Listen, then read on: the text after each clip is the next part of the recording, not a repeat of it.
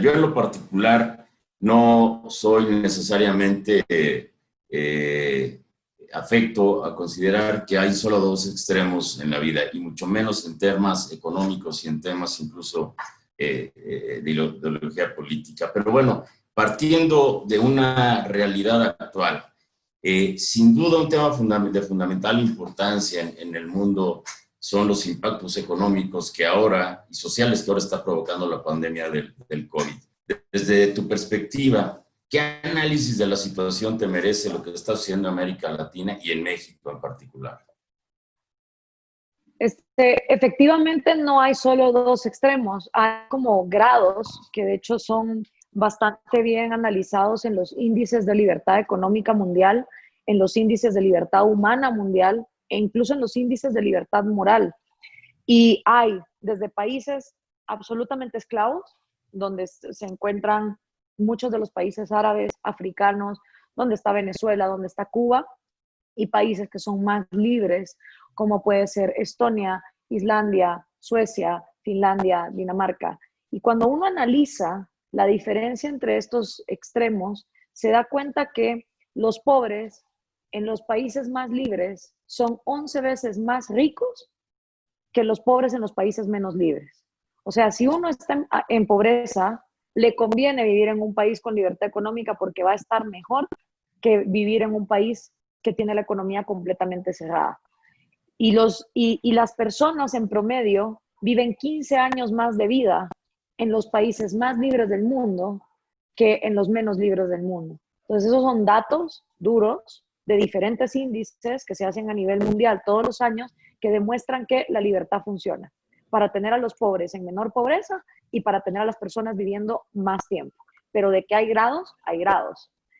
Obviamente hay gente que dice, bueno, es que tenemos que tener un justo medio, pero entonces cuando uno quiere especificar en ese justo medio, nunca te saben decir qué tiene que ser estatal y qué tiene que ser privado, y todo lo que eso implica y la organización que eso implica, pero nada más hago esa salvedad.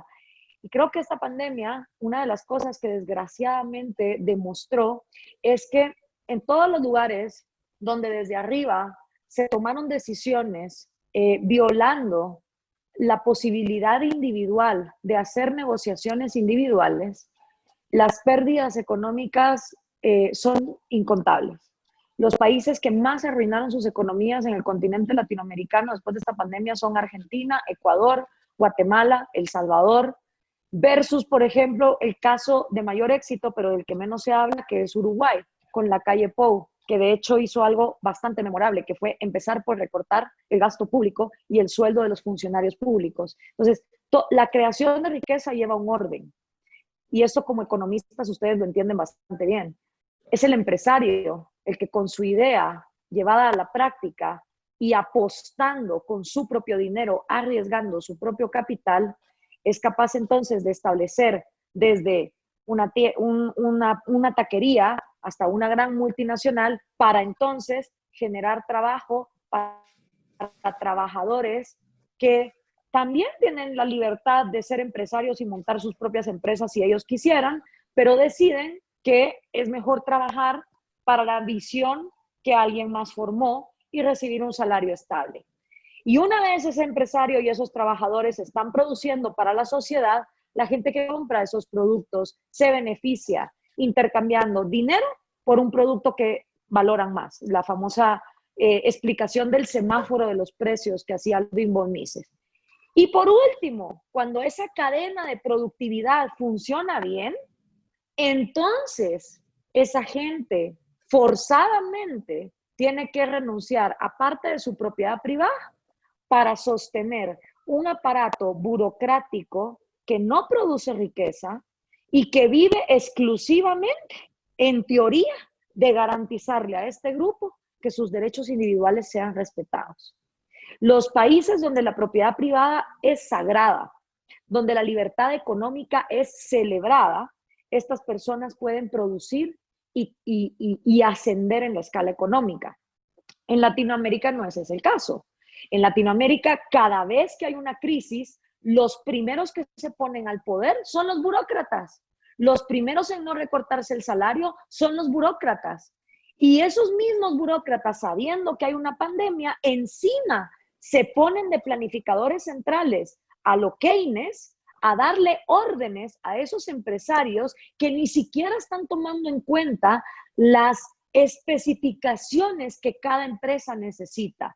Entonces, cada vez que un gobierno latinoamericano durante esta pandemia controló precios, congeló rentas, expropió, como llegó a ser el caso de Argentina, mató la posibilidad de que los individuos se pudieran poner de acuerdo entre ellos para llegar a nuevas negociaciones dentro de la pandemia, cosa que hicimos muchos mientras nos fue permitido. A mí, por ejemplo, me rebajaron el salario en 30% y yo individualmente pude negociar con quien le rento la casa que por favor me bajara la renta.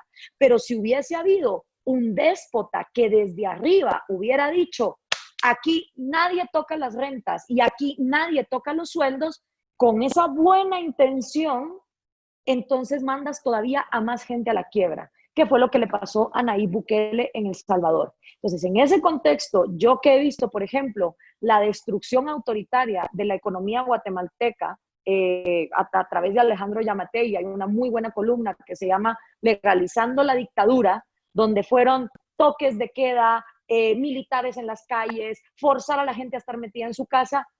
Y la verdad es que ahora, 4 meses después, se está demostrando que esa falsa dicotomía entre salud y economía, de todas maneras no impidió que la gente se contagiara de coronavirus. Ese caso distinto en México, porque en México lo que yo percibí, yo no estuve aquí toda la pandemia, llegué a finales de marzo, pero y realmente percibí Ciudad de México. No sé qué es lo que está pasando en otras partes, porque eso también ocurre.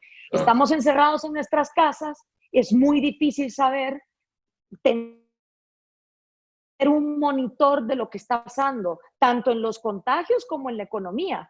Pero yo lo que pude ver aquí con unas reglas más flexibles y donde poco a poco se fue reabriendo la economía para que pudieran operar los restaurantes, es que no se sintió esa pérdida económica. Ahora, eso considerando los que trabajan en la economía formal, porque las personas que viven del día a día en la economía informal hicieron caso omiso de la cuarentena, al menos en países como el mío. Y la gente simplemente dijo, prefiero morirme de coronavirus que morirme de hambre. Entonces, es interesante ese híbrido, porque vivimos en países cuyas economías formales son la minoría. Y cuando los gobernantes quieren controlar, a los únicos que llegan es a los formales. Los informales, en cambio, que toda la vida han sido los marginados, los no escuchados, los que tampoco pagan más, o sea, no pagan impuestos, pues a la hora de que el gobierno enforce reglas económicas, a lo más que les va a afectar es que no va a haber gente en la calle comprándoles. Eso sí, pero de poderles controlar, de cerrarles el negocio o castigarlos porque no subieron impuestos, eso no puede pasar. Entonces, esa también es una ventaja. Es interesante ver ese híbrido, cómo se vuelve una ventaja, algo que toda la vida ha estado fuera de la ley, para que la gente más pobre no se muera de hambre.